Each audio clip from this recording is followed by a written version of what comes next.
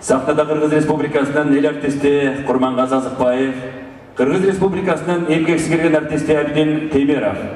эл аралык конкурстардын лауреаты Абдулас Малдыбаев атындагы опера жана балет театрынын солисти Үсөн уулу Жуламан, ошондой эле Жаныш Момунов.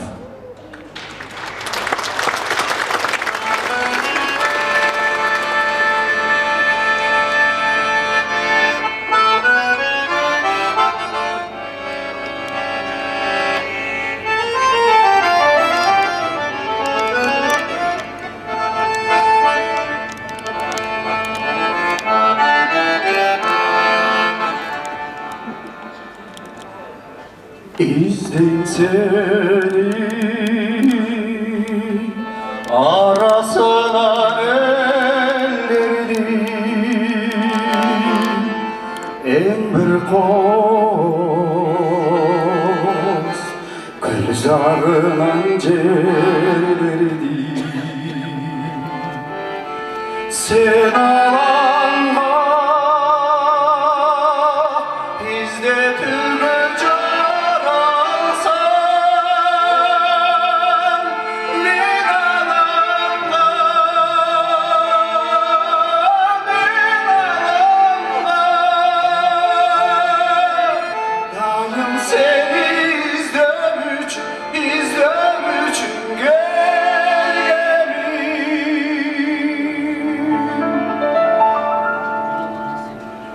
Diktim seni tizmegin ellerdi Baktarından vardı koz şeylerdi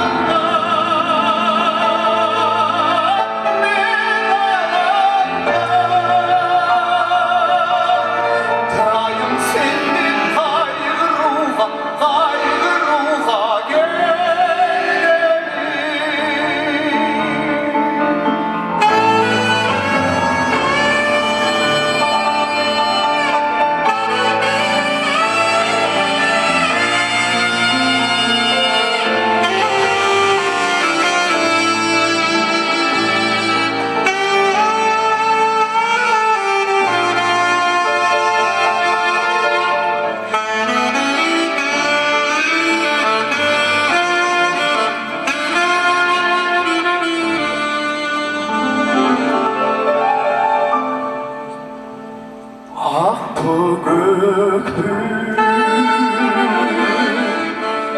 kızıl beken Çoluğundu